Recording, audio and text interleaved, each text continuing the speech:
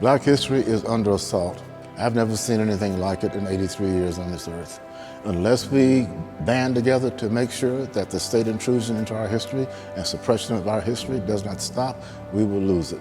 My commitment is to fighting that.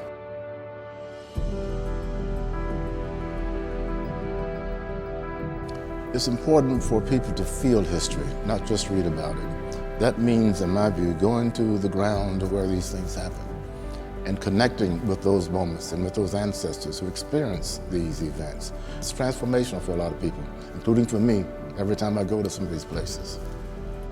I have seen my dad really be a community uniter, not just a leader. So his authenticity, I think, is one of the things that really brings people together. His credibility, he's lived it. He has been a part of it. It's in his DNA. And so it gives him, I think, an even stronger platform to stand on. And so when I think about him as a community leader and how that has sort of shaped my leadership capacity, it's been instrumental.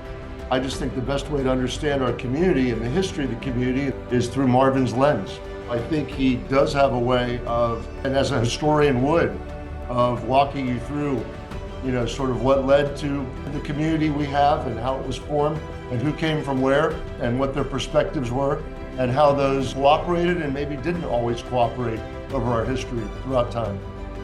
My family arrived here when I was 11 years old, 1951. Miami was particularly segregated in terms of education. Black people could not go certain places, couldn't sleep in certain hotels.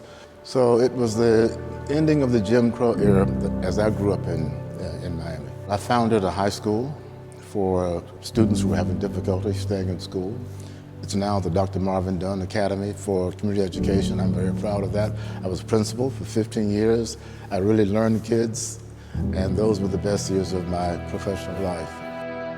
I've joined to teach the Truth Tour.